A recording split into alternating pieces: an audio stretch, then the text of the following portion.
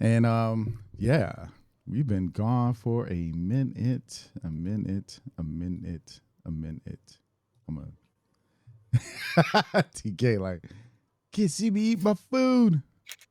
Just get a little something. I had my breakfast sandwich. Look, So I they had my had a back breakfast to sandwich. school. Huh? Well, I I'm had just my saying breakfast. they had a back. You go ahead. Okay, you go ahead. They had a back to school event a Okay. couple of weeks ago, so they had two of them at the Y where I volunteered.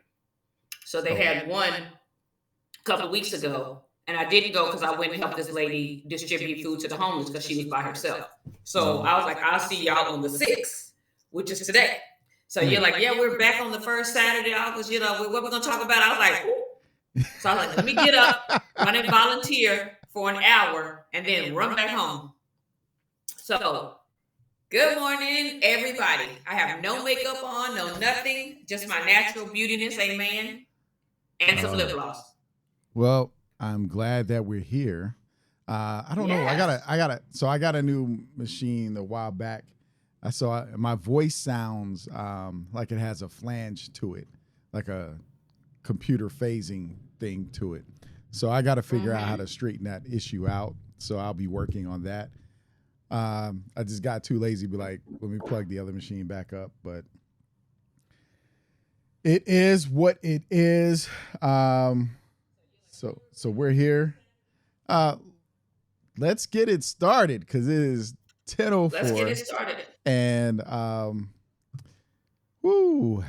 it's a lot going on. We've been out, so let's make this happen. Oops, I am doing something wrong. That's what happens when you're doing something wrong. Okay, here we go. 1, 2, 3.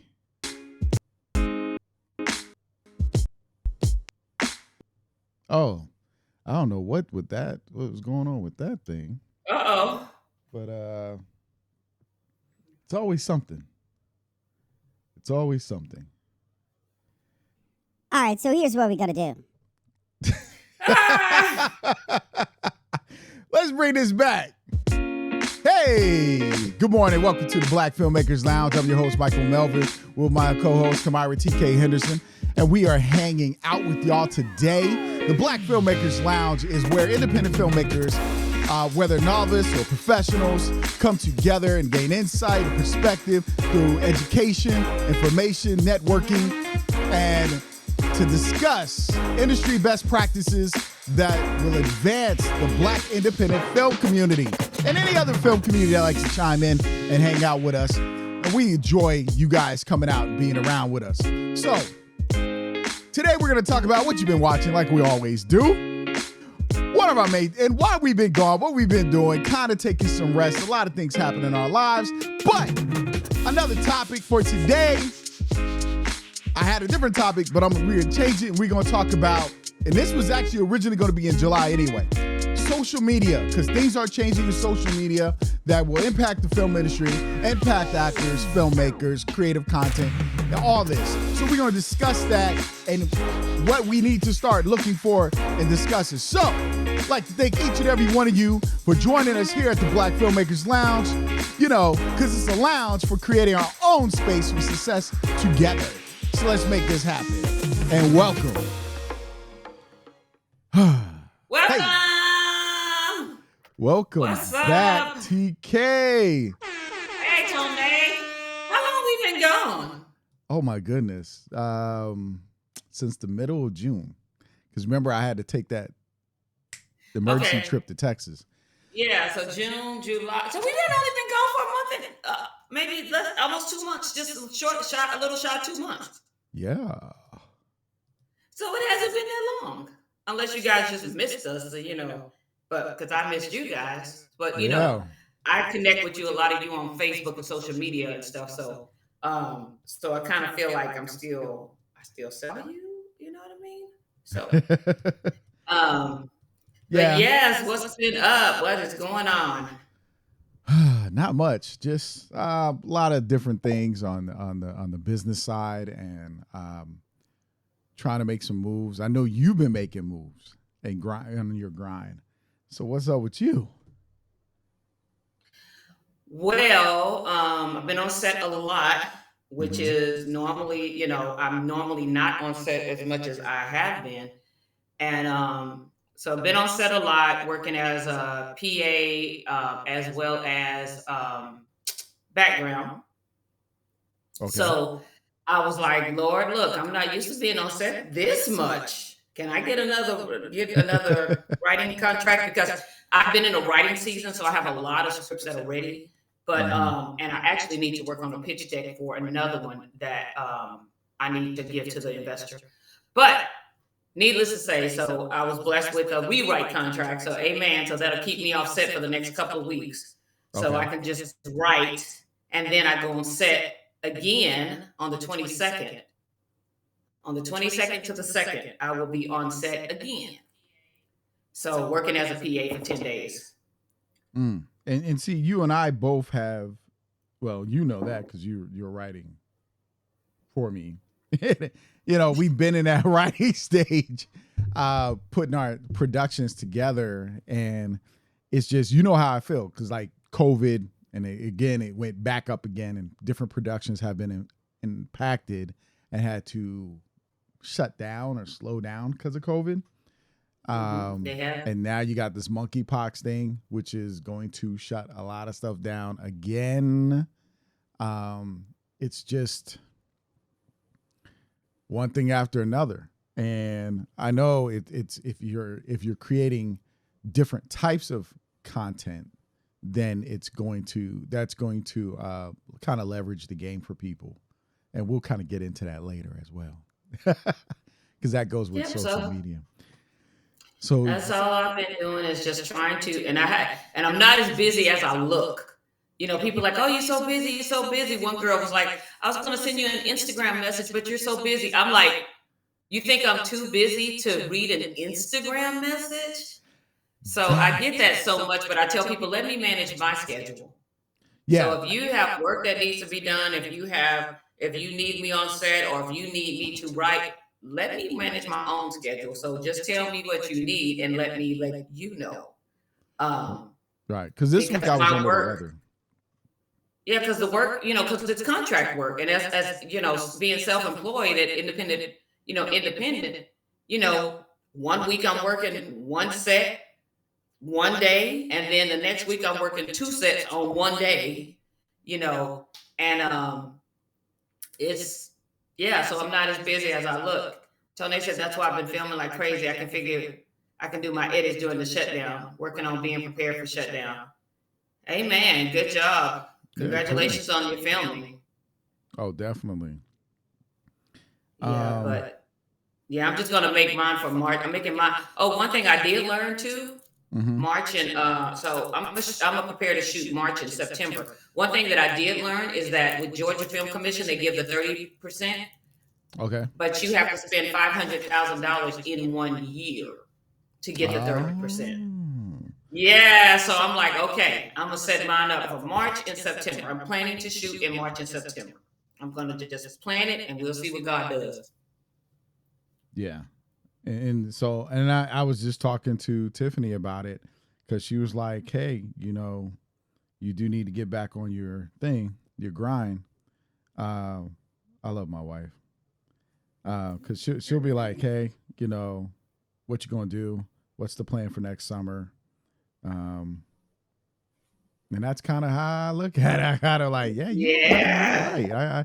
Because she knew I had plans to do some stuff and some low budget projects, and then what we're gonna do is take an older project and see if we can get it a slight distribution, so we can so my crew and I could get paid. TK, right? Amen. So we can start collecting some checks over here.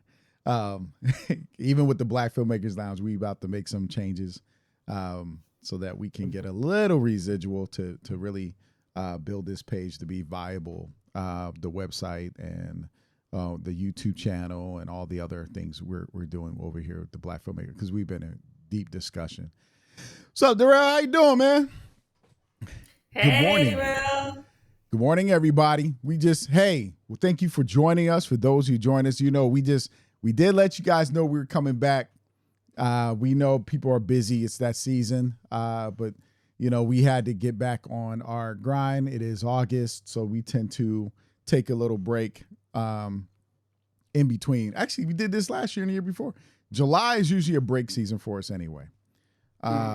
So we either not on as much as we normally are, or we take a complete break and then we start the new season usually towards in August into September. And then we have a break for Labor Day weekend because, we just got to make sure we get what we're well rested. We do get up early in the morning and do a bunch of other things. And then we're talking sometimes to each other early in the morning about the show. So there's a lot of different factors people don't know that's going on. And it's tough. You got to make sure because everybody's still doing something else. Right. So TK, in your spare time, as you've been able to, what have you been watching? So I was thinking about that when I was on my way from, volunteering this morning. I was like, you didn't write down what you've been watching for the last 2 months. So I was trying to think. I did watch a movie, and I'm trying to think of what I freaking watched. I'm watching Bel Air, of course, American Greed, and In the Heat of the Night. I do catch up on those shows. But I watched something else. Oh, I did watch Bad Sports on Netflix. So I don't know if you guys know this, but my favorite genre is sports documentaries. I have no idea why, but that's what it is. And Bad Sports is on Netflix, and woo, let me tell you, those stories that they are highlighting are stories like you're like, oh my God. The first one was kind of okay, you've heard about it before, but the second, third, and fourth, I was blown away. So yeah, so Bad Sports on Netflix, and it was something else I watched at Black Star. Is that the network Black Star? Terrell? Yeah, I have to think about what else I watched and write it down so I can tell y'all. But I think I watched the movie. Because I was on set at the end of June. So I traveled. Okay. I'm pretty sure I watched something on the plane. I just have to let y'all know because I did travel. I did travel in June, and then I was on set for 2 weeks in June. Okay. So, all right. That's all I can remember. I have to write the rest down and let y'all know later. Well, we'll see. Oh, Lord. Okay, we ready. All right. I know you got Velvet and I, we've been watching this show called Loot. That's on Apple TV. It's Minnie Riperton's daughter.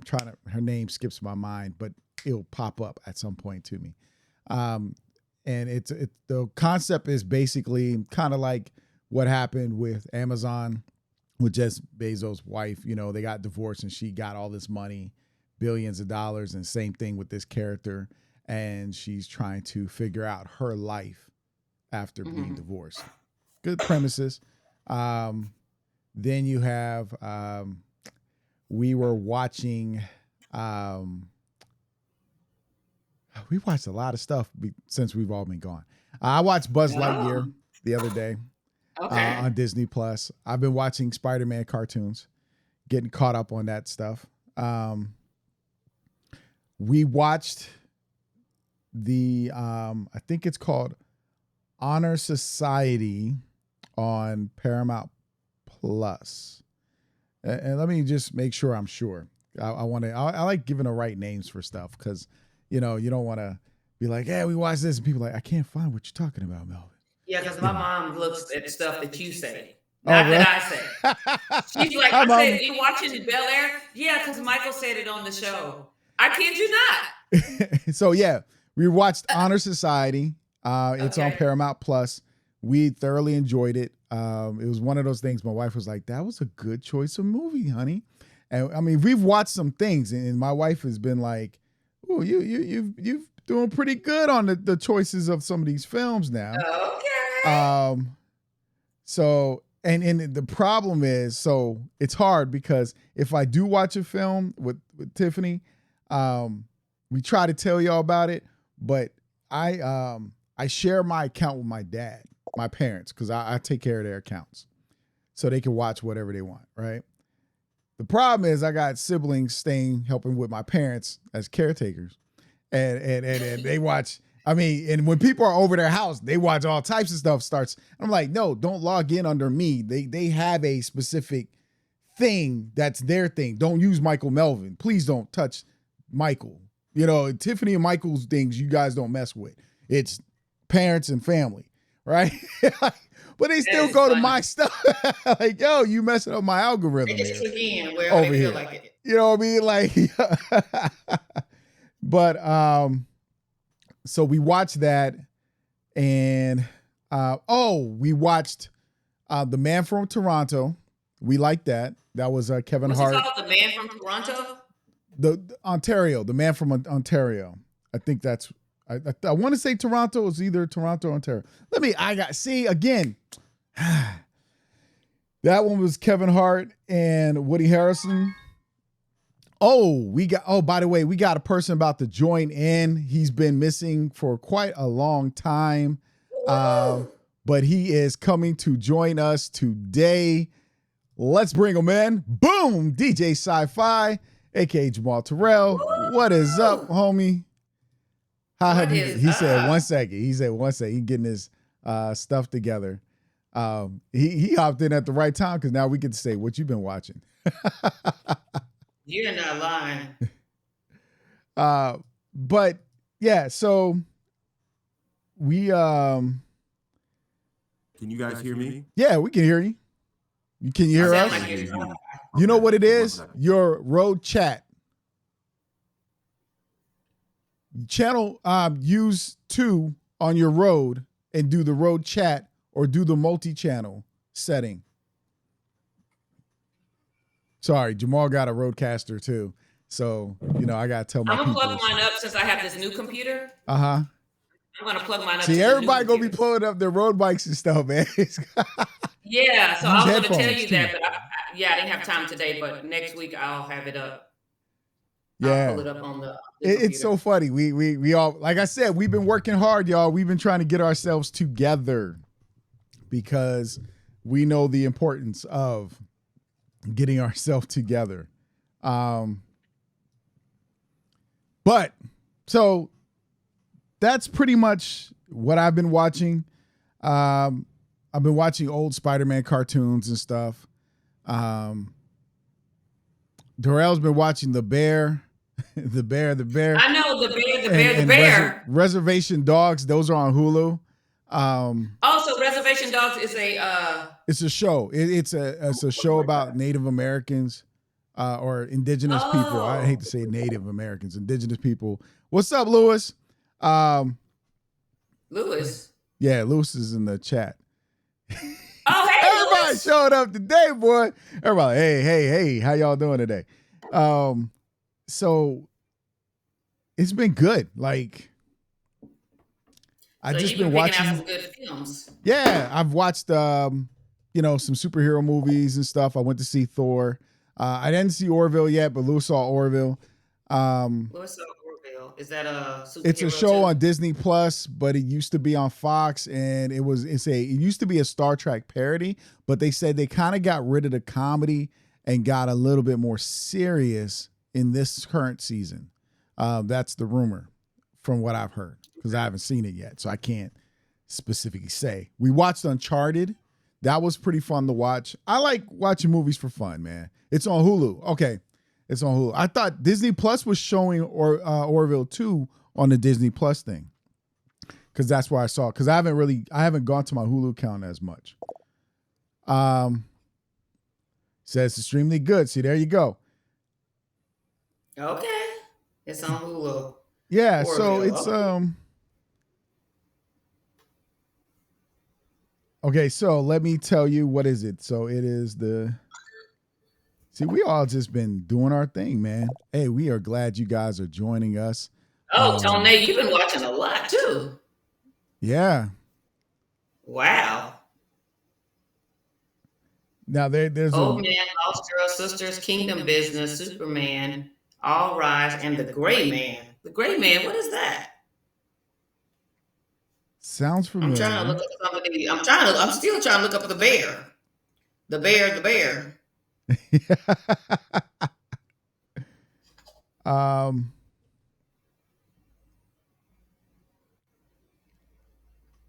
See, usually The your thing bear. tells you everything you've watched, and mine's not showing me my stuff. Oh, the Netflix does? Yeah, it usually Oh, does, I but guess it I could have ain't. checked that.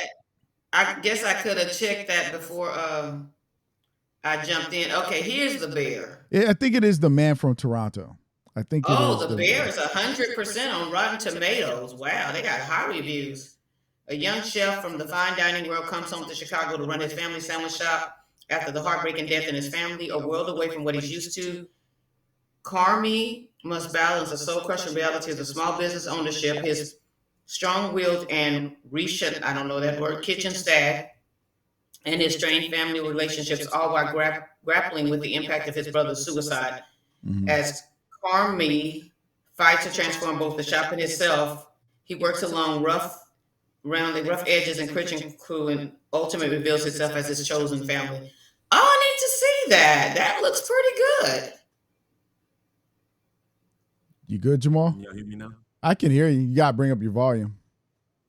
Okay, I'm turning it up now. There you go. Better? Much better. Sorry, you guys. I know I that looks know. bad. The music guy, you're having sound issues. My bad. Hey, What's up with this mic I'm so gonna close watch to the your bear. camera, man? What's up? What is that? A mic or? That mic is bigger than your camera. Yeah. Really, it's just That- Oh, that's the thing around your mic. Oh, you got the studio just mic. thing around. Yeah, I get that's you. all it You is. got to get the podcaster mic. It's like a little booth. No, I know. Now let me look up the Gray Man. Okay. But The so Gray Man. Jamal, we were talking about what we've been watching. So what have you been watching? It's funny you say that. So I hadn't really had a chance to watch a whole lot as of late. But last night, before I went to sleep, I turned on I have this app called Night Flight. I'm not sure if you guys remember that video show that used to come on back in the 80s, and it used to run like videos and stuff. Yeah. So on this app that I subscribe to, they have a whole lot of documentaries, music docs, grindhouse movies, really bad movies, right? Okay. And well, bad if you consider who's grading them, basically. But you know, there was this one movie called Killer Birds that I turned on. I was like, let me see what this is about, right? And it's cheesy, and it made me think. I was actually going to bring this up because I had planned to talk today with you, but it made me think about, like, this movie got made, right? This movie was extremely cheesy. It got made, and it's on a streaming site right now where people who subscribe to it can see it, right? Yeah. And all I'm going to say is that, you know, for filmmakers, for content creators, just do the thing. That's all I'm going to say. Just do it. Because it doesn't matter who likes it or not. There's an audience for somebody. And it has a life out there. Like I said, this movie was extremely cheesy. This guy, he's coming home from military, or like, I guess he's a military guy. And he comes up, there's like a house full of birds on the porch. And it was just really weird. He comes in the room, he sees, I guess that's his wife with another dude in there.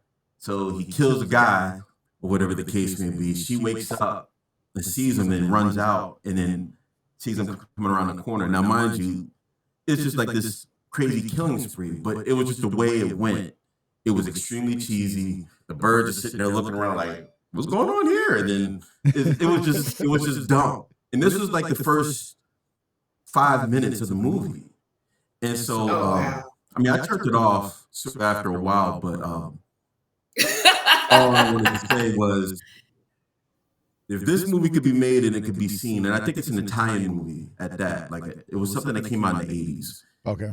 And I think if that movie could be made and has a life 30 years, some 30 plus years later, content creators, don't be afraid to have an imagination. Don't be afraid to just do your thing and put it out there.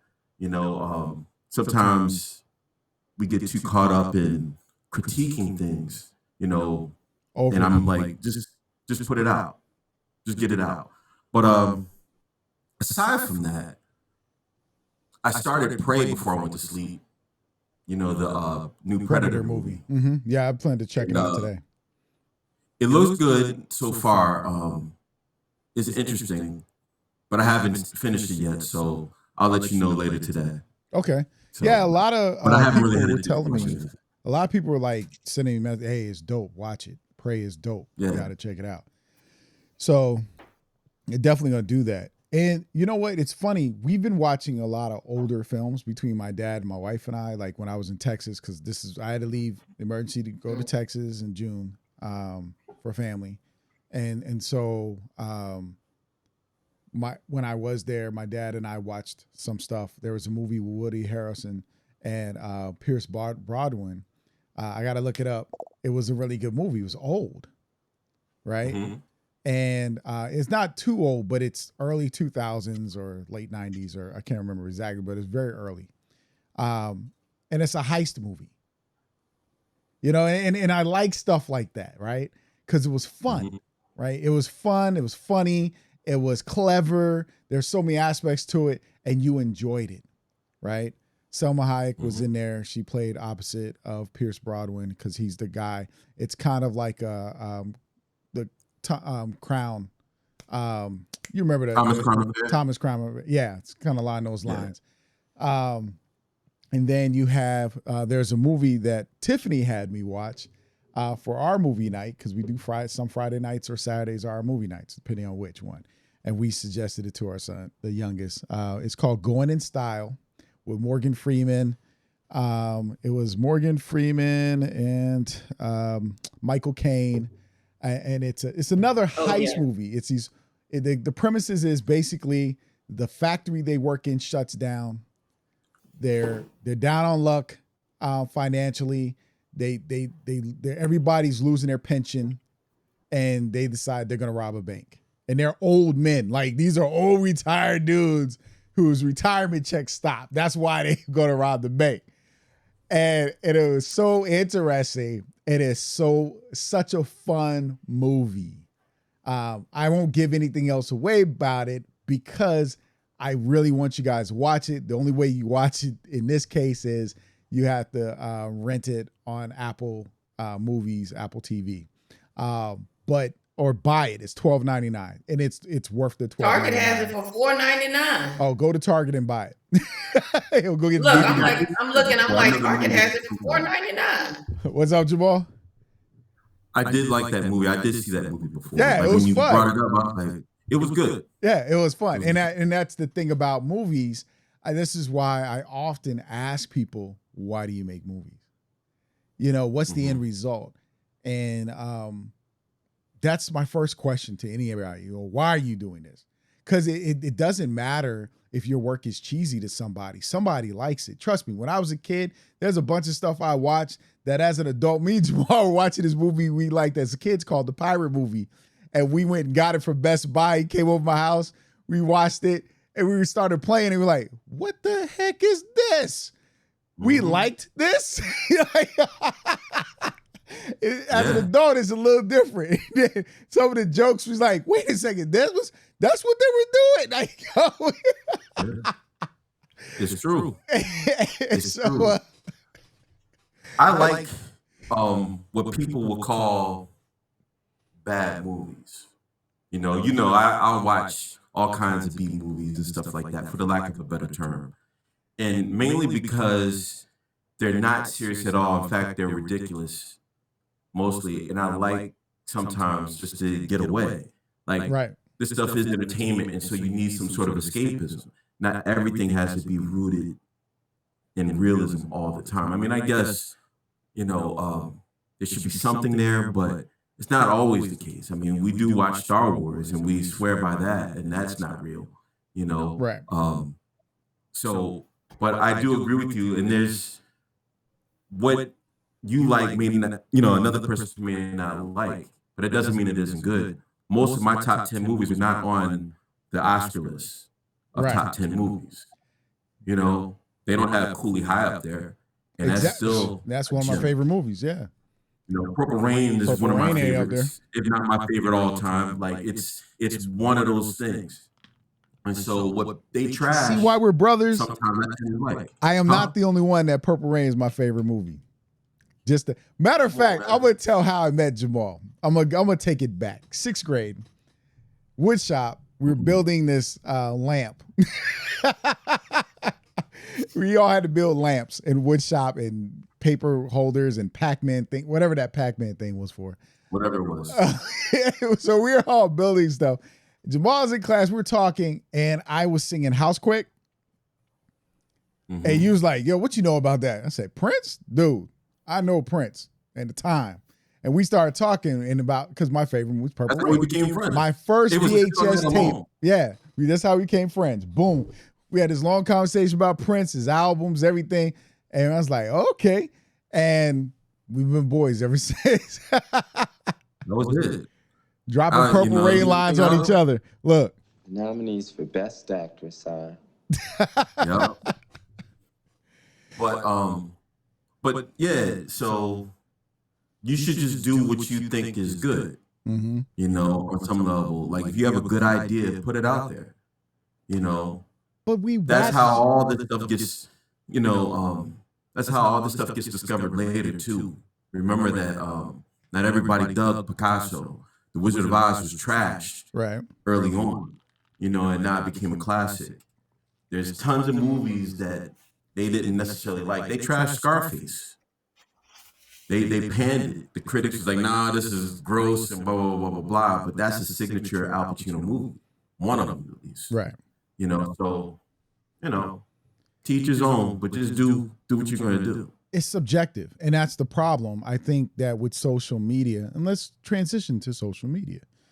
With social media, it's all subjective.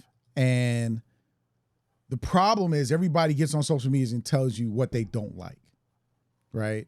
Not too many people are on here saying, I like this, I like this. It's the negative energy that people are putting into social media.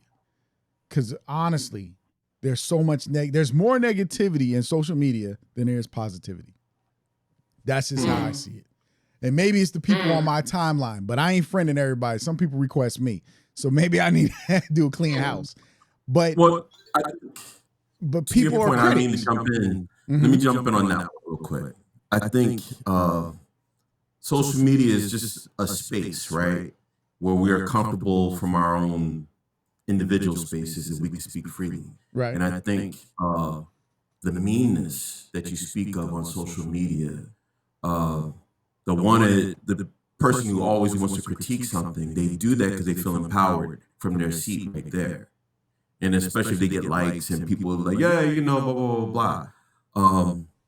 But I think it says something about us as a society where we feel more empowered when we're mean and nasty and negative. It's sort of like we view strength, the strongest people as the ones that could be the most negative, the most that's brutal. Foolishness, man. The most, actually, you're stronger when you're positive. No, as much adversity we all deal with in life, if you can deal with your adversities with a smile and still make it through, you are more powerful than anything else. Brother, the most powerful force in the universe is love. And so I'm going to just let you know that right now. It don't really matter. Like, it's just that we value the wrong things. And so to your point about social media, people coming in and critiquing things, I mean, look, you don't have to like something and that's fine, but when somebody does like something, they jump on that person too. Like, hey, why do you like this? Or you're stupid for liking this. I'm like, it doesn't have to be that way. You can not like something and keep it moving, but somebody likes it. We're talking about it. Somebody likes it. Yeah, it doesn't matter. Like I try to tell people business sense, right? Business sense is this. When HBO, Showtime, Movie Channel, before it was Cinemax, all of them came along, right? they couldn't play all the blockbuster movies. It was very expensive for them to get. So they got a lot of D, C, and B movies to balance out the channel because content is king. And if you don't have enough content, somebody's going to go somewhere else. Yep. Right now, you got content wars between Paramount Plus, Disney Plus, Netflix, Amazon, Tubi. You got all of them have to have content. And Tubi is taking the old form of, we got some blockbuster films, we got some known films, but we also got B, C, D movies on here, and we're paying independent filmmakers because content is king. The stuff that people are going to overlook, and we got to remember, you're paying for Netflix, Hulu, and Disney Plus, and Paramount, and Peacock, and you're paying for all them and Stars and all that, but you're not paying for Tubi because they run commercials. You pay for Hulu, and Hulu run commercials. You paying for Netflix, and they about to run commercials. Oh, wow. So you got to understand. So Tubi is the more viable because it's free and you ain't paying for nothing. And their commercials don't play every 5-6 minutes. When you watch a commercial on a movie for Tubi, it's like you've been watching 20-30 minutes before a commercial pops up. Yes. Like I was like, yo, I don't mind Tubi. I will sit and watch and it's only like 3 commercials and it's boom, comes back on here for the next 20 minutes. They don't even mess it up. You know what I mean? Like, so yes, they don't even mess it up. You know what I mean? So it's like regular TV, you watch something, there's a commercial every 5 minutes. You like, come on, I was just getting into it. And now you got out of it because and then the commercials are long. So we're not talking, we have to understand the business aspect of it. And what I start to see a lot of the criticism coming from is filmmakers. And this is when I say, well, you don't know the business. It's so simple. As soon as I see the comments, I'm like, you don't know the business. And then to dog other people's material out when it has distribution on a Tubi, on a Netflix, on an Amazon, it's there. And in some cases, for some of the filmmakers dogging people's material, it's where you want to be. The question isn't look at how bad this film is. The question is, what can I do? What do I need to do to get there? Because I know they got there. Oh, I know I can get there. Exactly. Be inspired by it, but don't dog it out. That's my biggest issue is people spend way too much time dogging people's content. What's up, Jamal? You ever see a horse race? Like, any of those horse races, the Kentucky Derby or whatever? Once TV. What you see is horses with blinders on, and they're just running their race. They all have the same goal. They're trying to win, right? Right. They're running. That's what people need to do. Instead of looking to the left or to the right of you, and critiquing other people and their technique or blah, blah, blah, blah, blah, focus on your own. Sharpen your skills. Get your content out there.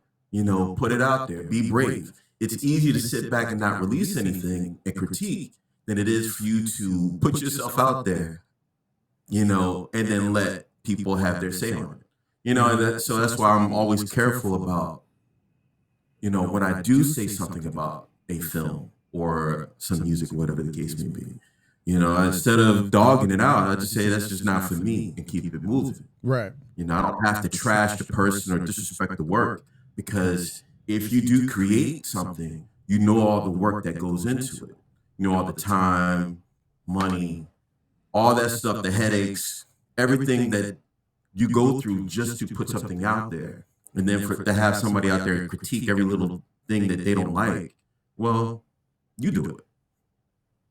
So that's my response. You can look at these horse races and just that's what you need to be on. Put blinders on and focus on what's in front of you and not worried about what's in another man's lane or another person's lane, I should say.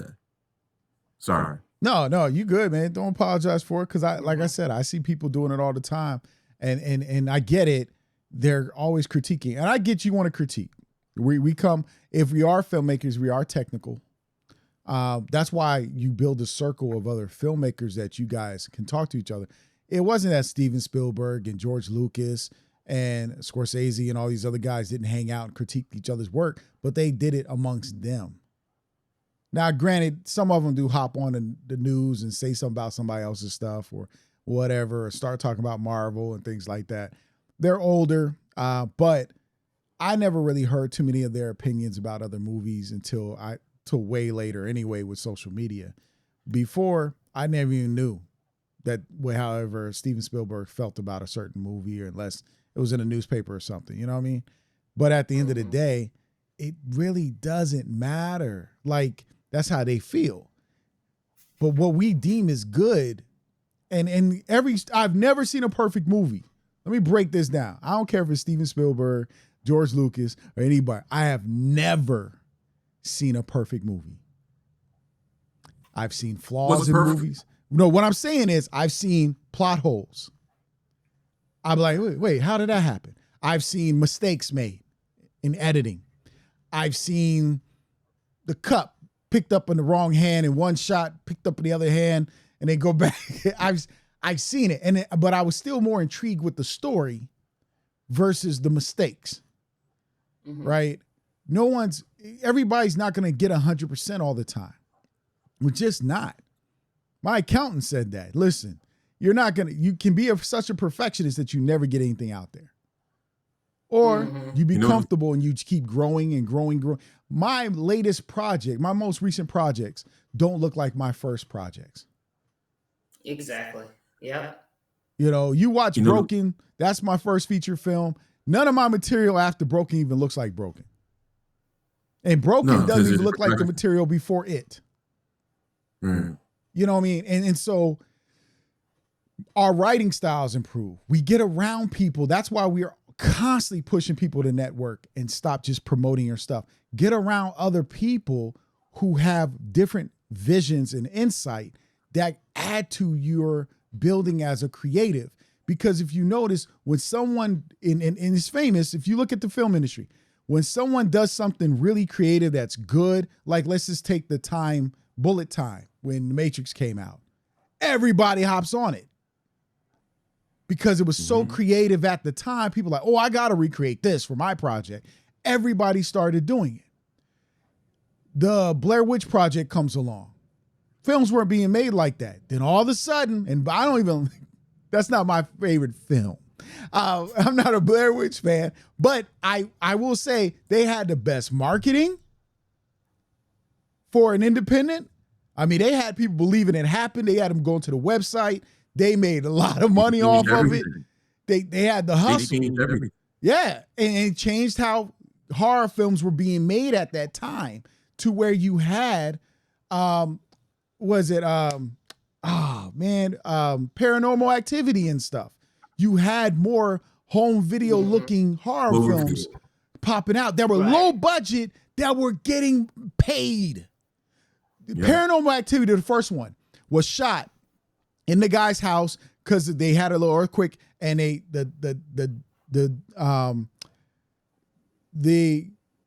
dishes in the cabinet would move.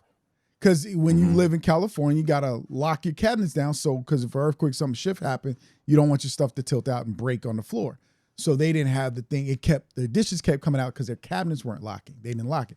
So it made him think there was a ghost in the house. And he said, well, I wonder if that. And he bought Sony Vegas at the time, this cheap editing software. I had it. I was a Sony Vegas trainer at the school and for other people. Cheap editing software. Good, excellent at the time for PC users.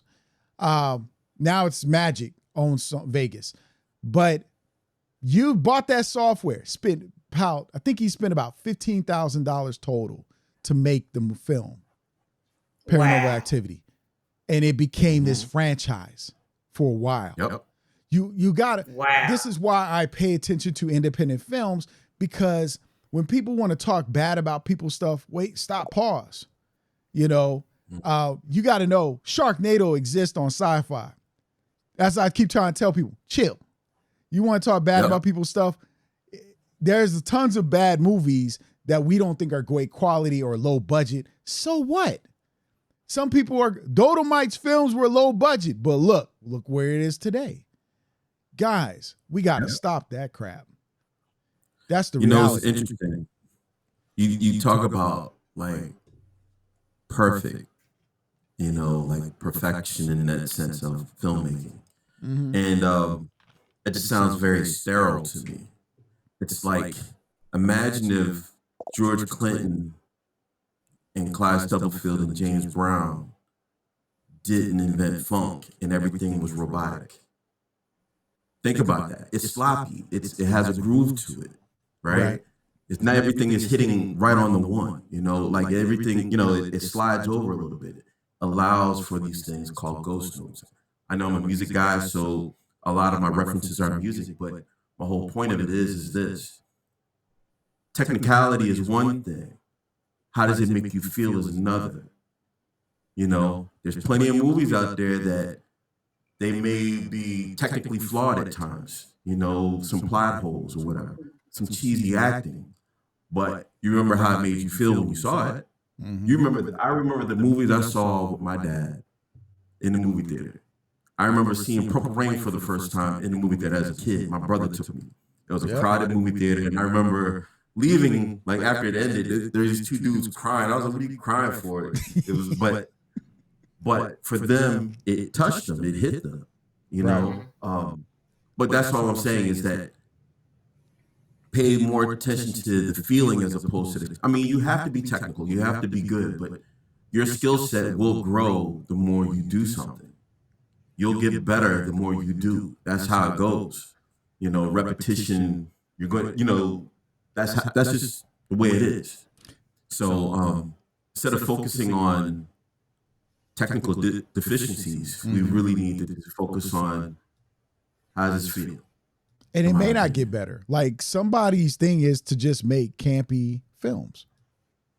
No, let's just be real. It's if I can make a bunch of cheap, low budget films because I'm in the game. This is why I say, why are you making movies? I make movies to make money. I was just going to say, your wife just throw crap and make a couple of dollars. Well, it might not be crap.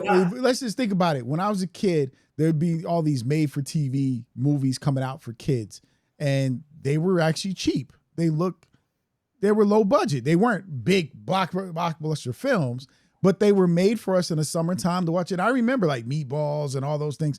They weren't big budget films. They were fun films for the time period and for the season. Like that's why all these summer movies come out during the summer. Because in your mind, you're like, oh, if I go to summer camp, this is what summer camp's going to look like. And the kids, I remember, was it Justin Bateman? Was that a kid went to camp and he was like the smart butt. And he knew how to work everybody. But what he had to learn was to be a better person and treat everybody and bring the camp together against another camp that was savage, right? And like, but when we think about it, we're like, oh, but the story is as a kid, like, oh, this kid who's smart, because we're like being smart, but we like getting kids going to get smart with everybody. They want to outsmart the principal, the teacher, the camp counselor, everybody, whoever's there.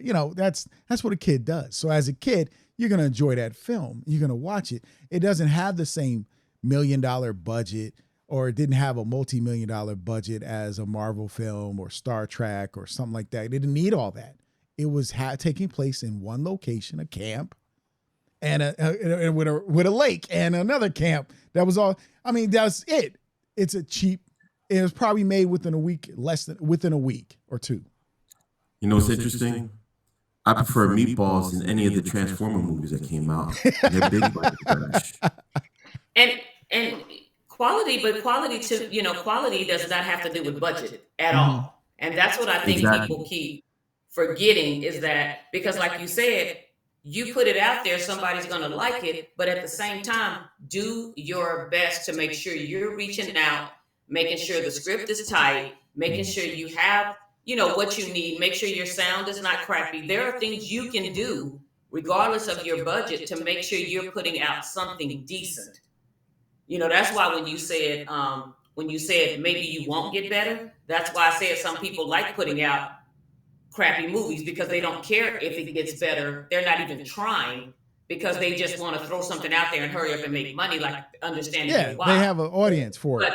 But there are people, regardless of the budget, you still want to make sure your script is tight. The sound, actually, we can hear what the character is saying. and we don't have to keep turning our TV up and down every 2 minutes. I mean, think about it. Because- There's some filmmaker who is like, I'm going to be on Master Theater 3000 or Science Theater 3000 one day with the robot, the guy talking about my film and trashing it. They're comfortable with that. But you know what? You have to. That goes to the person on what type of art you want to put out, what type of product you want to put out. Right. You know, there's some people who are very serious about their work, and so they put in the time, writing the story, developing the characters, the script, all that stuff, and that's important to them. And then there's others who just want, hey, I have a cool idea. Imagine a tornado comes in with over an ocean, and there's a bunch of sharks in there, and they're throwing it around people.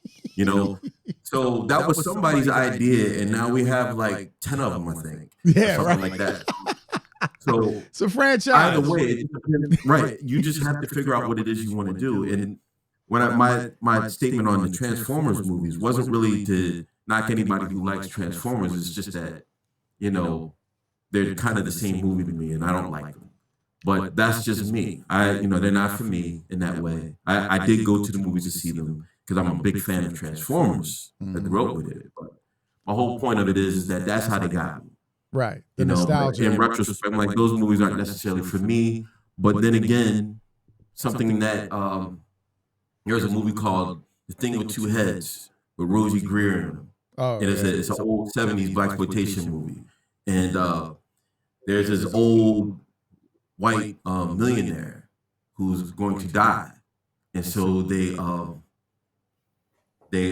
figure out a way to transplant his head onto Rosie Greer, who's a black man, who's an inmate in prison, who's slated to be on death row. And so they put his head on top of Rosie Greer's body. And so this white man is racist, which is even funnier because he's sitting there on a black man's body. And, the dynamic between the two is funny. They're going through their stuff or whatever. But, it was an idea. It's cheesy, but I enjoyed it. And, I learned of it because other people enjoyed it too. That's how I found out about it, as a kid. But yeah, to your point though, like it just depends on what you want to do. If you want to make Sharknado or Paranormal Activity, go right ahead. If you want to do Inception, go right ahead. I think Christopher Nolan is very serious about his work. Yeah, they make money because I think of his name, but they're not for everybody. I like Jordan Peele, that Jordan Peele is not really for everybody. We love him and people want to support him because I've heard mixed reviews about some people really love it. Some people said, nah, not so much, because maybe they're thinking this is Get Out Part 3 or something like that. But I like the fact that he takes chances and does things. I need to go see that movie too, by the way. Yeah, I heard it was really good. Everyone I've seen said it was really good. Yeah, I like him. There you go. Like it's you're gonna have mixed reviews because everybody has a mixed taste. Some people are vegetarians. Some people eat meat. Some people only eat seafood. Some people eat, different things. It's everybody's different. Who's a polarizing character, a polarizing director, and he has been for like the last 20 years. Is my guy M. Night Shyamalan, whatever his name is. Shyamalan. Yeah. Oh, yes. Right? So he's very polarizing. I dig his work. Not every single aspect of it, but I like the fact that he's unique. And I like his brand, the stories that he chooses to put out there. They're not like anything that you're seeing, if you're looking for Marvel or Star Wars, then you're going to be disappointed. You probably I like the fact that they are what they are. I like some better than others. But that's it. So you could be that type of person, or you can be somebody who, like Michael Bay, who aims to please. Or make money. Some movies are guaranteed money makers. They're blockbusters. Lewis has asked you, are you going to go see the new Transformers when it drops? Some filmmakers are known, they're going to be known to make money. It's like some actors, they can act, but sometimes it seems like the same character they keep playing because it's just they're a draw for the box office. It's still a business. It's a creative art and it's a business, and you have to learn how to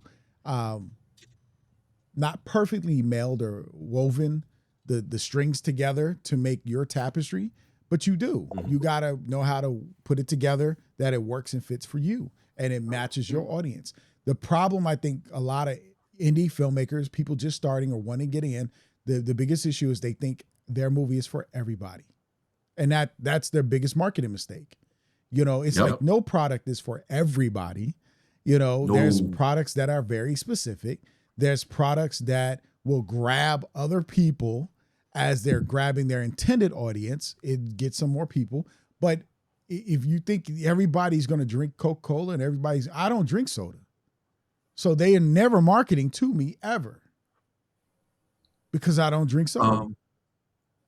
Can I answer Lewis's question he asked? All right, well, go ahead. Answer Lewis's question. Oh, yeah, he just bought a Jetfire. Oh, you know what? Brian bought a Jetfire. I'm watch it eventually at some point, Lewis. But yeah. So real quick, I know it's we got a good 10 minutes we could do? Me? All right, yeah, I just want to make sure we got a good 10. All right, so I want to transition. We talked about something which was good that we had this discussion about just make your content. Don't worry about what people say and stop being overly critical. But I want to help actors because back in July, we did think about, because we missed June to come back on for 2 weeks. But it ended up not happening the way we thought. Other stuff happened. So one of the topics was social media and the film industry and content creation. And I think that's a good topic for maybe the kind of part of this month is talking about social media, because right now with social media, what people do is take other people's content and remix it. It's pretty much like sampling, right? And it's going to get dangerous because they're doing it to get paid. Reels on Instagram and YouTube and Facebook and TikTok, they are what people are using to make a source of income. So when you're using someone else's content to make a reel, not an acting reel, it's different from an actor's reel. An acting reel is to send out for people to hire you as an actor. It's not for you to try to monetize on social media, right? And so when you take someone else's created content and you use it, that's called copyright infringement, because you do not have legal permission to use clips, music, whatever. And what happens is when you guys don't know your rights, the law, you're going to hurt yourself. And this industry doesn't care. They're getting paid. But ultimately, when you sign those agreements to Instagram and Facebook, you're responsible for whatever you put up. Now they'll put a commercial ad on there and get paid for it, but and they're still going to collect the check, but you're responsible for it. So when a content creator approaches you and say, yo, that's my work, take it down. You don't argue with them, take it down. It's their stuff. And don't try to justify it, right? Don't try to justify why. Just take it down. Because what'll happen, and I'll go to a situation that occurred recently, but I was thinking of it before then, which is so funny because we had the discussion about the social media and how things were changing. If you are an actor and you sign a contract, my actors have a contract and they have an NDA agreement. You got both. The NDA says you cannot use my footage, but for your acting reel. You cannot show it. You cannot copy it. You can't do anything with it. You have to have written permission from us to do anything. Now, you're being paid as an actor. And If you think an actor is very important to a film, they play the character. But everybody can be replaced in a project.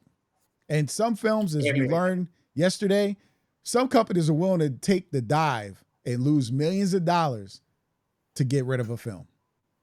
Wow. And they'll still cut you a check and they'll move on.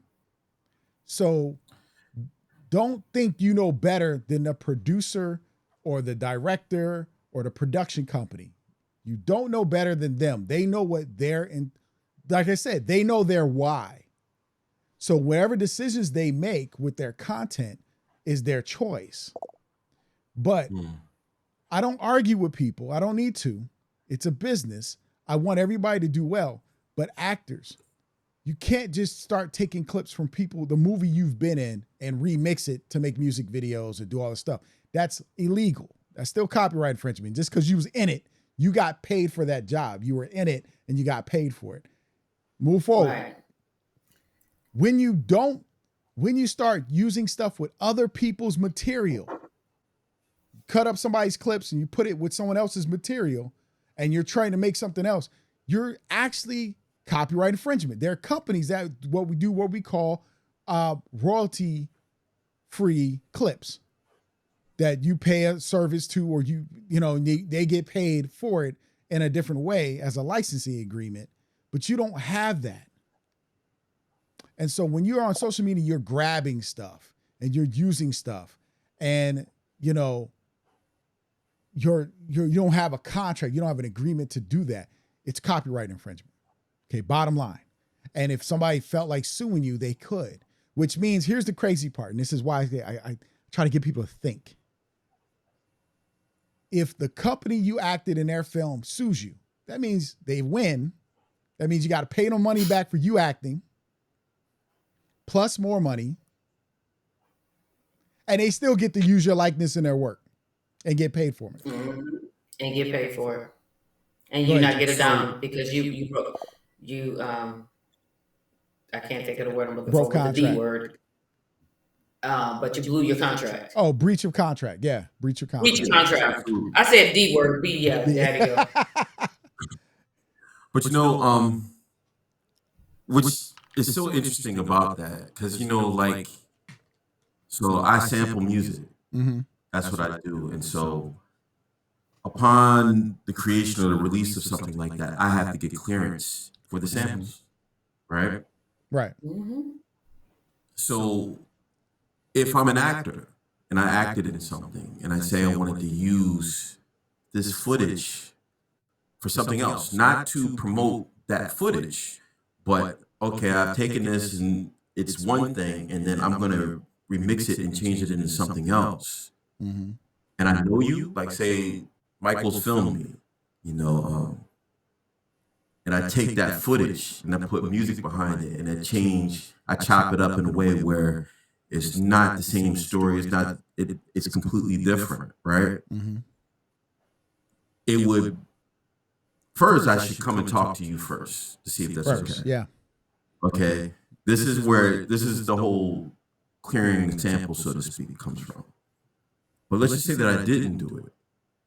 And Michael said, hey, take that down. That's not cool. I don't want it used that way. Why would I argue? Because I'm a content creator myself. So if I make something and somebody takes what I've made and they use it in a way that I don't necessarily approve of, and I want them to take it down, I'd be mad if they were like, whatever. I just think there's a right and a wrong way to do things, and I think that it shows a lot about your character as a person thing. I get it. The technology's there, and it could be useful at times. It could be used to promote both. If someone comes to you about it, you should be decent about it. Yeah, I think that back to that original point, social media allows a space for people to be mean and act like they just don't care. I'm like, man, like you wouldn't do that if they were in your face. Well, it's not even in your face. It's just that we're hitting a slippery slope because remember, everybody's trying to use social media now to make money. And the thing about an Instagram and a YouTube and a TikTok is you have to come up with reels every day or every other day to be able to monetize and get an audience. So here's the thing, like with Instagram, you don't have to have a bunch of followers anymore. If you can get 1 million people to look at your reel, you can get paid about $2,000 plus. You can make some money off of that. Okay.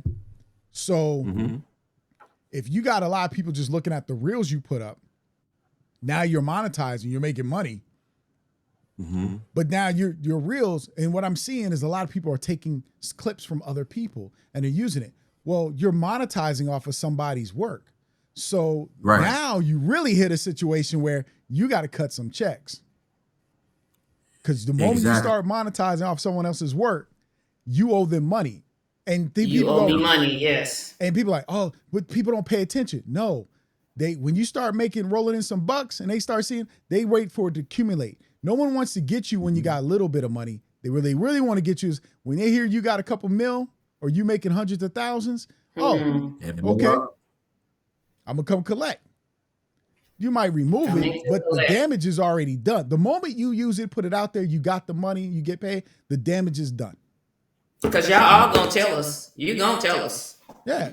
I mean, people. Oh, I got paid off of this because you proud and you want to brag. So we gonna find out. Yes. Well, you're gonna start trending and they're gonna find out anyway because somebody's gonna talk about it. And that's really what it boils down to. Yeah, I mean, that's just it. Nobody really cares when you're not making anything. You know, if you take my work and it goes nowhere, I mean, granted, depending on how it's being used, I may not want you to do that anyway. But let's just say that it's cool and you didn't contact me at all. The second it blows up, oh, hey, that's my work there. And you see it happen all the time. You see it happen all the time. And you're gonna say, the Robin Thicke situation, if that song wouldn't have been the biggest song of that summer, I doubt that they would have come for him. If that song came and went and nobody paid attention to that song, I doubt that the estate would have come after that because there's no money involved. It costs more to go after somebody. That's why you wait. Oh, you're sitting on a pile of money. So yeah, just be decent. You know, if anything, reach out first before you do that. You know, make an agreement. If they say, hey, it's cool, no strings attached or whatever, then go for yours. But or just hey, make sure you tag me in it and cite the source or whatever. So that way they know to go back. There's a whole lot of things you could do, but it's really just about being decent. Actually, the crazy thing is, so there's free royalty music that you can use for your productions and stuff, right? Through Creative Commons. And but you have to cite the creator on your pages that you use it on. So if you make a video and you use their music, you actually have to cite it in your YouTube channel under your descriptions and stuff. And this is where I'm trying to tell people, hey, this is business. It's nothing personal. This is really business. And if you don't learn this business skill right now, what you're going to do is bury your business before it even gets anywhere. Do you have that sound clip available? What? The sound clip? This one? This is a business. And you ain't too far gone to see that yet.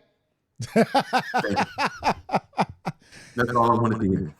Because it is. And the social media is becoming more and more dangerous because you're going to have the metaverse. You're going to have all these things and there's money really involved. It's going to get big. I mean, the metaverse ain't nothing new either, but it's getting bigger. You know, TikTok is trying to make itself viable where you go learn stuff. YouTube is doing the same thing now in their ads. Everybody is like, hey, we're the place to come for information. So, you know, Instagram and Facebook, they trying to make dough. They are all in competition with each other. So they're going to be, it's a lot. They're going to be trying to get content left and right now. And this is where everybody has to understand. Even like what we do with the Black Filmmakers Lounge. If you took a clip from this and you just used it, it's copyright infringement. It's our content. So if content is king and you're a content creator, you should expect people to protect their content at all costs. All costs. You see what I'm saying? Like, it shouldn't be strange for someone to say, hey, that's mine, or blah, blah, blah, blah.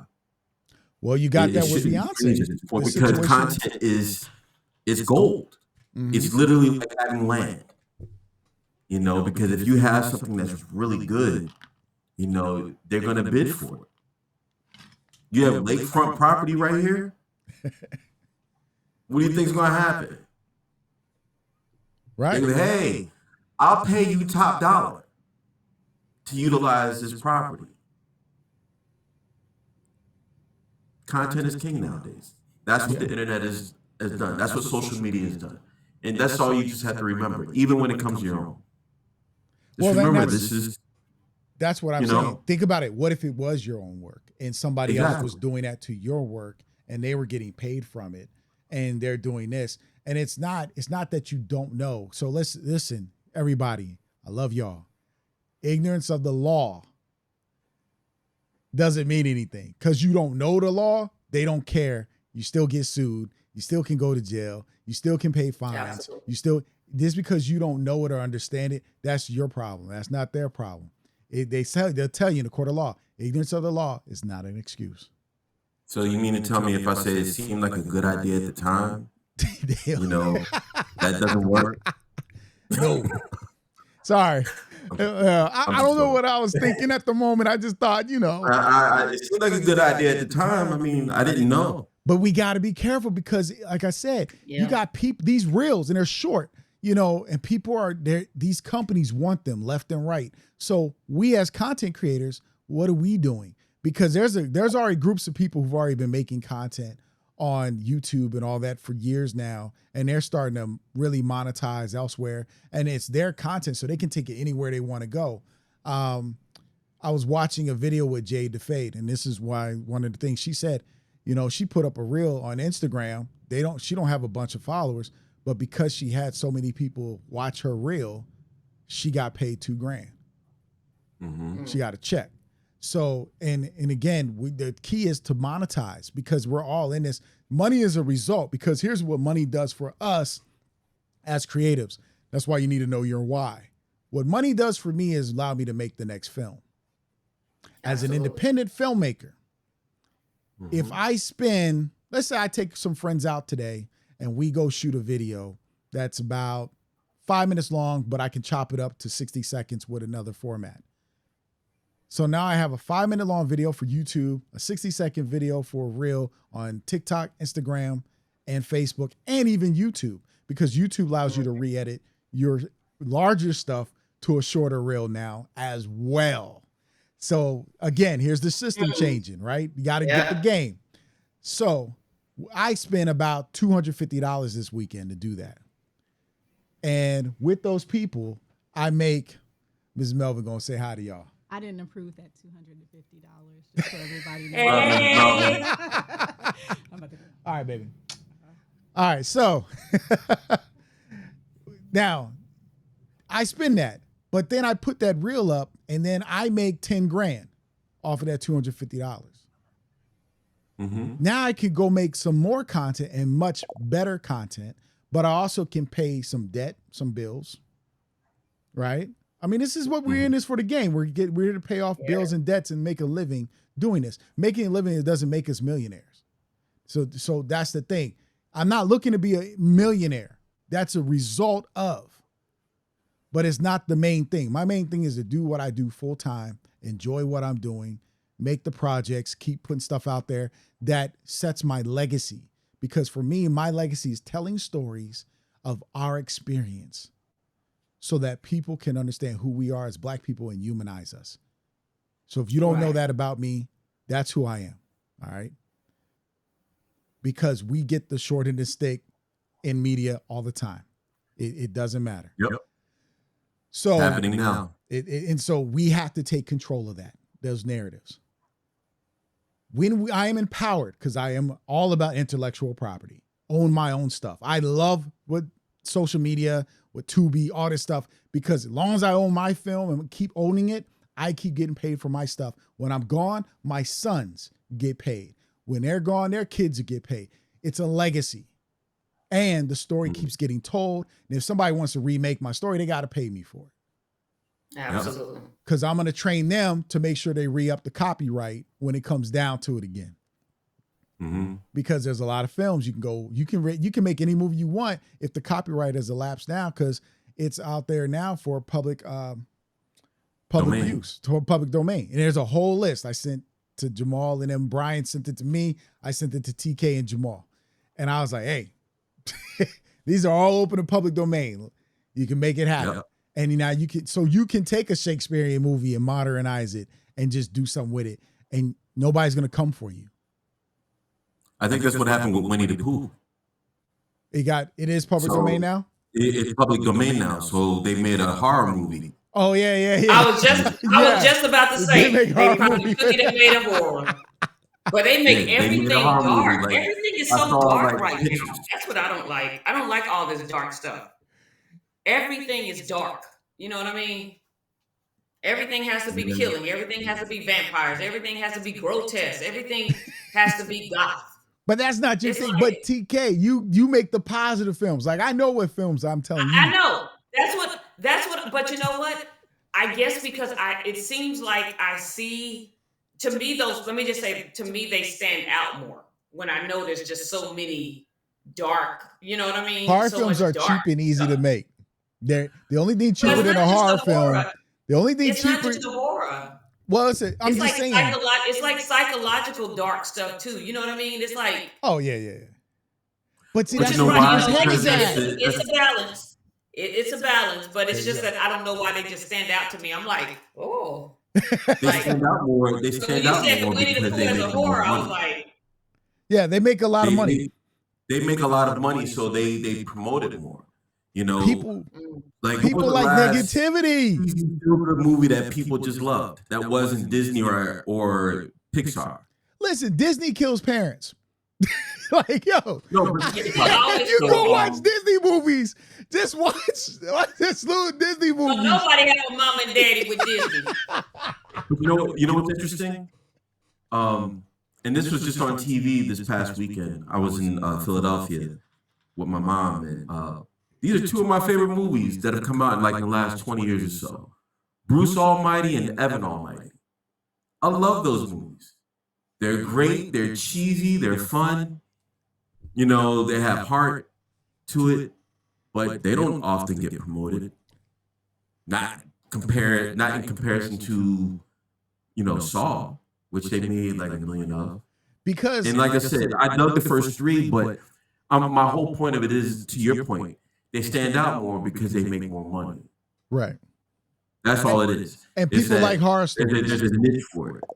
But here's the other thing too. Here's the other thing. When you think about like zombie movies and horror films, the funny thing about it is they're also usually, and people don't know this, but like Giorgio Romero and a lot of writers who wrote, they're usually social commentary films.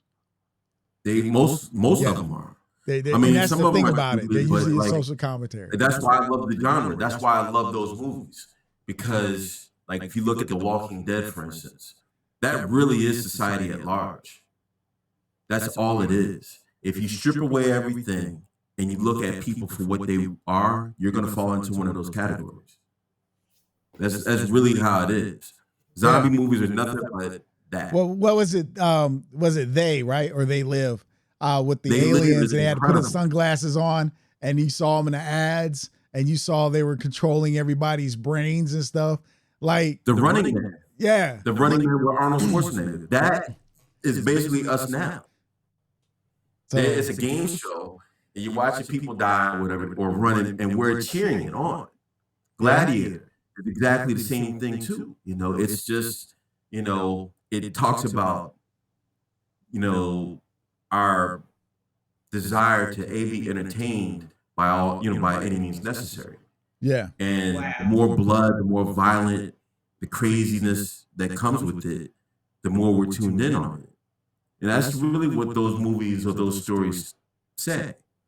Yeah. You know, They Live talks about control and how we really aren't as free as you think you are. Yeah, if you look at Saw, right, it's about punishing people who did wrong and see if they have that same mindset. Like, hey, are you really still a drug addict? Okay, if you are, then here's your punishment. You know, I'm going to drop you with a bunch of needles. You got to tell everybody the truth about you. You know, it's so much out there, but you have to understand why people do what they're doing, right? And horror movies, they are easy to make. You know, there's some effects. The only thing easier or hard than horror movies is reality shows. That's it. Like, for real. And there's a lot of those, and they are the worst. I don't even watch those things at all. Yeah, Old Boy. Well, Old Boy, so it depends. If you watch the original Old Boy, right, that's a social commentary. If you watch Spike Lee's Old Boy, it's a direct reflection of the original Old Boy, but the reason they chose locations and certain things in Old Boy for the original was purposeful. There's a purpose for that. And so when you have somebody remake something that had a different purpose, you know, it makes it has a different meaning at that point. But yeah, it was a social commentary in Old Boy. Old Boy, yes. Oh, wow. I would probably raise that one up and throw in Battle Royale. Oh yeah, Battle Royale. Yeah. You had the students. You put the students on an island and say, whoever survives get an A and graduates. Like, yo. Like, I'm like, I don't like you that much. Yeah, I'm getting an A. I'm graduating. I'm getting my 4.0. I'm out. Like, yo, you gotta kill your classmates to graduate. Like, they remade that. Was it there was a couple movies they redid with that, but that's Hunger Games. Yeah, they had to kill their classmates in order to graduate. You know, there could only be one survivor. Yep. And they entered into society. Sort of did that too. They're in that office building. Oh yeah. The office ones, to get promoted. Yeah. So again, and that's the thing. It's like it's about people showing people, right? Because people have to change to become better. And we always talk about this when writing a character. Your main character is one way, but by the end of the film, they have to become another way. And that's the premise. It's usually through some extraordinary circumstances. Exactly. And so it's a transformation. And that's why I'm saying, you know, we're out here creating content for social media and stuff like this, as well as television. Like, you're gonna have this really crazy meld. You can watch movies together with your friends now from Netflix to Disney. Disney Plus allows you to share and watch movies together now. You know, Netflix started that. Yeah. So it's like, and then with Apple's other stuff where you can share your screen and y'all could all watch stuff on FaceTime together. See, things are shifting. And so how do we enter this shift and being careful? Because with these shifts, everybody, and this is what I was alluding to earlier, you have to be very mindful because lawsuits are going to be coming down the pipeline. Be mindful of that. What's up, TK? I'm taking a picture. I know. You're the one smiling, but I'm like, the serious pose. Oh my God, no, you should see your picture. I had to do that again. Keep talking, act normal. What, Siri, what you doing? You up in my business? Siri is like, I'm glad you think it's funny. But Jamal looked off. Yeah. Let me see. But basically, we have to be mindful, and we're going to have to be the ones helping writing these rule books. People, actors, everybody. The rules are going to change. If you let someone else write the rule books, it's going to impact you even worse. That's what happens. That's why you have unions. That's why you have guilds and stuff, because when the companies and corporations start writing the rule books, that all really shifts. And remember, these guys are delivering packages and they want to get paid for the deliveries more than the creator. You just have to remember that you're in power as long as you own it. Mm-hmm. Period. You can control where, and like I said, the technology is there for you to do it on your own if you need to. But the second you sign something away, you no longer have the control that you want. You know, even if you get paid off of it or whatever the case may be, and that's what I'm saying. That's why it's important. You know, ownership is important. Mm-hmm. You know, so just keep that in mind. No matter what it is you do, just remember, if you own it, you're in control. The second you sign it away for some money, and don't get it twisted, some things you might be willing to part from, you know, at a price, you know, to lessen your grip of your material. But just, you know, you have to decide on what's important to you and what's not. But that's the biggest thing. Great gem. Absolutely. Yeah, that's a good gem. We need to get some going with gem stuff. But you know, this is gonna be, we don't have a whole topic. We're gonna talk about making horror movies one day.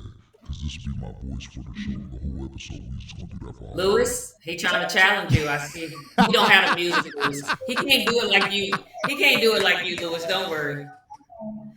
No, I wouldn't even try to challenge Lewis. Ain't nobody scared. Lewis got the face. He's like, wait, what? All right, yo, we're going to have to go there and drop our jewels for you guys. We really do appreciate each and every one of you for joining us. So TK, because Jamal, I don't know if that was your jewel, Jamal, or if you got another jewel to drop. But no, that was it. That was it? Oh, okay, well, we're going to go ahead. I told you. I was like, that's a good gem. My gem is, in regards to social media content, remixing and all this stuff and getting permissions, if you are a creator, just create. Spend your time finding stuff to create and not looking for somebody else's stuff to remix and monetize off of. That's how I feel. Oh, amen. Yeah, and if you are sharing other people's work, and there's a difference between remixing and redoing it and sharing. Sharing is, I'm going to take a clip and just post it saying this, I'm reposting from such and such, or you have their information still tagged in the video on the side or the picture or whatever. You're not like getting rid of it so people know where it came from. That's sharing, right? You're citing the work, where you get it from. We learn this in school. Anything else is plagiarism. Because if you're passing it off as you did it, that's plagiarism. Exactly. But cite it, have permission, let people know what page you got it from, where it came from, link it. Don't just put it in there, link it so they can tap on the link and go to the actual original. That way you're giving homage and respect to the other person. That's what you do, right? This is good etiquette in business, because here's the thing. If you're the type of person to take other people's work and use it, and you don't want to give them the respect, then here's what happens. No one want to mess with you because they don't trust you. And any real businessman is going to be like, no, you bad for business because you're going to get me sued one day. Jaden! Yep. What's up, Jaden? Hey, Michael, we saw you in here as well. Hey. What's up? And Brandon had a good show last night. Yes, he did. Yeah. You know, it was funny because that lady, she started talking about how they kept skipping around her being gay and all this kind of stuff. I forgot her name. From Married with Children, Amanda, like, yeah. I was like, girl, I knew you was gay the first time you popped on the TV. Like, that was funny to me. So I just had to say that. I knew she was gay the first, and I was like, why do they have that lady? Because she's so gay, and they have her married to the people. She's more. She was like more. They had more strength than the man. Yeah. No, she just looked like, I don't know, but it's really? just like 10,000 years ago when Married with Children was out. But yeah, it was a good show. She loved. Yeah, Marcy and Steve were one of my best. I love those characters, Marcy and Steve. Man, that was Married with Children used to be the show. And again, and here's the thing, because somebody said a long time ago in a conversation, Married with Children was the show that changed wholesome shows on television when it came to family sitcoms. Oh, you think I so? believe it. But what about Mama's Family? I don't know, because Mama's Family was still very clean. When you look at Married with Children and the jokes in it and stuff in it, it was a very raunchy show in comparison to everything that was out. The next show to that was The Simpsons. Like those two shows shifted. I actually got Sanford and Son ahead of that. Sanford and Son had a thing, but it wasn't Sanford and Son was different. Sanford and Son wasn't clean. necessarily a family show where you had Married with Children, a husband and wife, the family all right, dynamic. I get that. Yeah, Okay. so it was opposite. Like it was the total opposite. The only other show like was even remotely close was Roseanne, right? But Roseanne still had some wholesomeness to it in some sort of way. But because back then you had the Cosby Show, you had the Cosby Show, Fresh Prince, Family Ties. Yeah, you had all these Growing Pains. You had all these Major Dad. You had all these real family shows. And so All in the Family set a precedent differently, but All in the Family was still a social commentary show. And it was, talking about stereotypes and stuff. But when we're talking about family shows, dealing with the family dynamic of husband, wife, and children, it's Married with Children sets the real tone. I want to answer Lewis. He mentioned All in the Family. All in the Family is like one of the great social commentary shows. Yeah, it's about a family, but it wasn't necessarily raunchy. It was just they spoke on societal issues at that time of the day. And they, you had the bigot, the racist that was there. You had the feminist and his daughter and his lefty liberal son-in-law. And the three of them would sit there and debate about something. And Edith, who was sort of naive, that was that. But I didn't see that as raunchy. I do agree. When looking at not All in the Family, Married with Children, there was nothing redeemable about it. It was about, all right, let's just see who we could offend next. Right. It offended everybody. It offended everybody. I love Married with Children. That's still one of my favorite shows. So real quick, just for you guys here, look, Diddy has to pay Sting $2,000 a day for life for not clearing the sample. Baby, don't clear my sample. $2,000 a day, baby. Don't clear my sample. Yo, for life, $2,000 a day. Here's the thing: does that carry on to like Sting's family, like his kids? When Sting's gone, is that still gonna happen? Because that's what we try to tell y'all about, like that right there. Oh my goodness, the only way it stops is if Diddy, unfortunately passes away because what if it goes into your estate? Because as long as that song exists, what if your state has to handle that? Well, okay, but it depends on what the actual agreement is. If they're saying that Diddy has to pay, so if Diddy is there, they can also offer a settlement too.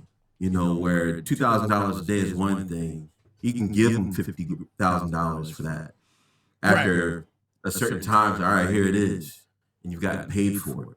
Because the song is going to stop making money at some point. Actually, I think it has in a lot of ways. I mean, they're probably just performance royalties now at this point. It's not really heavily playing. I've been missing you. Is that the missing you one every day? Yeah, that's it. Think about that. Multiply that. 2,000 times 365 days. It's $724,000. I just calculated. That's not bad. Yeah. I mean, you can write a whole check every year and just call it a day. That's not bad at all to do nothing else but create the song and you get paid for the rest of your life. That is not bad at all. Yo, what if that became the rule to content created by people, that if you use somebody else's content without their legal permission, like you gotta pay them indefinitely for life? Well, that's not the only time something like that has happened. Not necessarily like a lifetime $2,000 a day kind of deal. But remember, actually, it's about a movie. There was a soundtrack for, was it Cruel Intentions or something like that? Oh, okay. Cruel Intentions, yeah. And there was a song, and it was like 98 when the song was hot. Bittersweet Symphony, right? Mm-hmm. The Verve did the song, right? So what they did was they sampled the Rolling Stones, okay? They just took a string part. And the song was massive. It was huge. It was all over the place. The Rolling Stones came right in and took it. So they took 100% of everything made from that song. And they still get 100% from it. So it's not like the Verve is paying it. But whenever the song gets played out or put on a commercial, they're getting all the royalty from it, even though the Verve is singing it. Mm-hmm. You know, the Verve isn't doing anything. You know, they'll probably get some money from maybe the lyrics, maybe. I don't know. But I don't know. I don't know. Depends all on what the court awarded. Of that lawsuit. Yeah, it depends But on what the court The said. Rolling Stones get 100% of that. And listen, So, you know, court is never in favor of thieves. no, it isn't. I mean, I think there's all kinds of deals. I know George Michael sampled them, but he offered them co-production credit, co-writer credit, or something like that for "Never See the Day." I think is a song off his second album. See? So you know, there's all, like I said, there's all kinds of deals out there that they make all kinds of settlements that come into play. It doesn't always have to be that extreme. I just think that, you know, it's such a massive hit. I mean, they even invited Sting to play, so I think, and it may have worked out cheaper for Diddy to do it that way. You know, like he could have said, "Hey, it was such a massive song," or whatever the case may be. He could have been like, "Give me $20 million for it." Yeah, it was a massive. I mean, it's You know, it's tied to a he could've moment in asked for people's that. lives that was tragic. Yeah. So, yeah, it was that massive. But all right, yo, we've been on. I We know, missed we're y'all on, sorry. guys. No, we good. We missed y'all guys. This is how much we missed y'all. So if you're checking out the live stream today, this is a special. We back. That's how we doing it. We back. So Bring back Lewis. That's my guy. That dude. Yes. what's up, Lewis? See, Jamal was like, hey, bring him back. All right. Absolutely. Lewis guy say, hey, I can do that. That's Lewis guy. When you're available, we love for you to be on with us. See, there you go. All righty now. Here we go. My jewel is, hey, know that content is king. Know how that you can leverage your content that you create and make it work for you. Respect other people's content that they've created or their work by never using it without their permission. If you don't have their permission, if you don't have an agreement, leave it be. Be careful of getting wrapped up in trying to monetize on social media or anywhere with someone else's work attached. That can be very dangerous for you. It can cause a lot of problems for your content.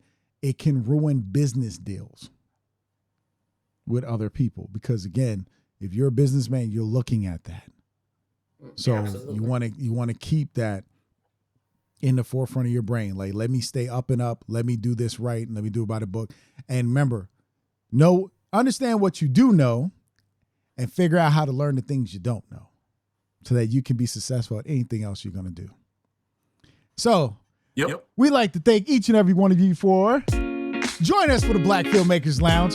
I'm your host, Michael Melville, with my co-host, Tamira T.K. Henderson, our special guest host, DJ Sci-Fi. And we like to remember that to be strategic, intentional, and authentic, because that's what the Black Filmmakers Lounge is about. I've been hearing a lot of people talk around the word intentional and authentic. So much more now since our show. It's beautiful. So we've been inspiring a lot of content creators to say they're being strategic, intentional, and authentic. Those words didn't mean, hey, it's beautiful. So we love the inspiration. Thank you for joining us. And remember this, because I always got to leave you with this. What is the Black Filmmakers Lounge about? It's about, well, the Black Filmmakers Lounge is where independent filmmakers, whether novelists or professional, can come together and gain insight and perspective through education, information, and networking, and to discuss industry's best practices that will advance the Black independent film community. So we'd like to thank each and every one of you for joining us in this community. Join the Black Filmmakers Lounge community. And if you're in the community, you better be making sure you're watching this live stream, because that's why it exists. All right, we love you guys. Thank you very much. We appreciate you for joining us. Everybody who's been around, all our supporters, Jaden, Lewis, Tone, Acting Like Tanya, Darrell, Michael Hill. We just want to give a shout out to all you guys. We thank you. We love you guys. And we hope to see you guys soon. All right? Peace. Like, subscribe, and share. Like, subscribe, And share. Yeah. What? Like, subscribe, and share. That's from Lewis. Like, subscribe, and share. What? Like, subscribe. And we out. All right.